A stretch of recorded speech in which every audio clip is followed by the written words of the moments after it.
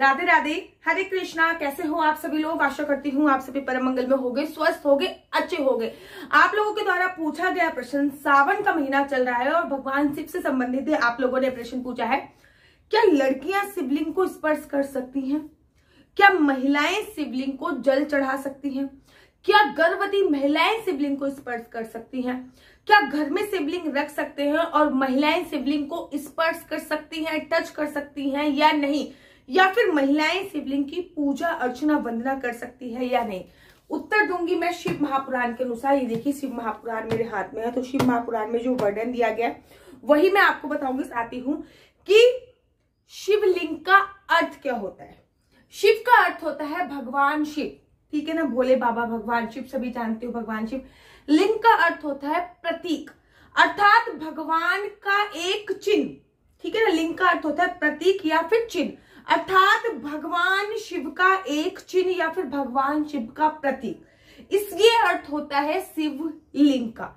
अब शिवलिंग को महिला स्पर्श कर सकती है या नहीं स्पर्श कर सकती, तो उसके बारे में वर्णन आया है कि श्रावण मास में, शिव महापुराण में आया, मैं अपनी तरफ से नहीं बोल रही, श्रावण मास में माता सती ने जब पार्वती का रूप धारण किया था, पार्वती का रूप धारण करके श्रावण के महीने में ही उन्होंने शिवलिंग की स्थापना करी थी और शिवलिंग की 11,111 वर्ष तक तपस्या करी थी।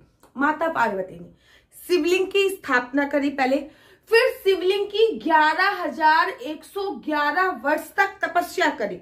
उसके बाद भगवान ने उन्हें एक्सेप्ट किया था। उसके बाद भोले बाबा को उन्होंने प्राप्त किया था। तो माता पार्वती शिवलिंग की रोज सफाई करती थी, उनमें कंदमूल चढ़ाती थी, उनकी पूजा अर्चना वंदना करती थी। तो माता पार्वती स्त्रीलिंग है। दूसरा एग्जाम्पल मैं आपको देती हूँ, सीता माता।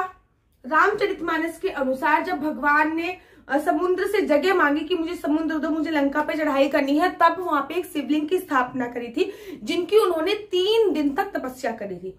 रामेश्वर में भगवान राम ने एक शिवलिंग की स्थापना करी थी।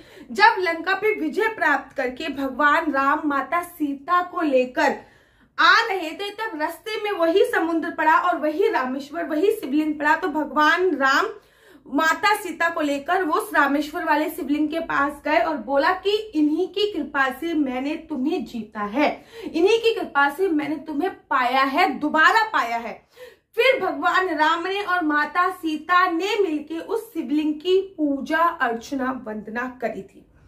शिव महापुराण में आया है कि कोई भी, उसमें ना स्त्री का नाम दिया गया है ना पुरुष का। अगर पुरुष का दिया होता तो मेंशन पुरुष का किया होता, उसमें कोई भी दिया हुआ है कि कोई भी शिवलिंग की पूजा अर्चना वंदना कर सकता है। कोई भी लोग शिवलिंग की पूजा अर्चना वंदना कर सकते हैं। यहां तक भी वर्णन आया है कि शिवलिंग के आसपास 100 मीटर तक का जो जल होता है वह स्वतः ही गंगा जल बन जाता है, ऐसा शिव महापुराण में आया है। तो शायद आपको ये डाउट क्लियर हो गया होगा कि चाहे कोई भी हो, चाहे नर हो, चाहे नारी हो, चाहे किन्नर हो, चाहे बच्चा हो, XYZ कोई भी शिवलिंग की पूजा अर्चना वंदना कर सकता है, कोई भी शिवलिंग को स्पर्श कर सकता है, कोई भी उस पे कंद मूल बेल पत्र इत्यादि चढ़ा सकता है। तो शायद आपका ये डाउट क्लियर हो गया होगा, क्या लड़कियां शिवलिंग को स्पर्श कर सकती हैं या नहीं स्पर्श करती। आज ही मैं एक वीडियो डालूंगी, जिस वीडियो में मैं आप लोगों को बताऊंगी, एक दूसरी वीडियो, कि घर पे अगर आपके शिवलिंग है तो श्रावण के महीने पे घर पे जो शिवलिंग है उसकी पूजा अर्चना वंदना कैसी करनी चाहिए। अगर आपको मेरी वीडियो अच्छी लगेगी तो फिर आप अपना YouTube चैनल हरि बोल को लाइक शेयर सब्सक्राइब करना बिल्कुल भी मत भूलिए। तब तक के लिए मुझे दीजिए इजाजत। राधे राधे, हरे कृष्णा, हरे।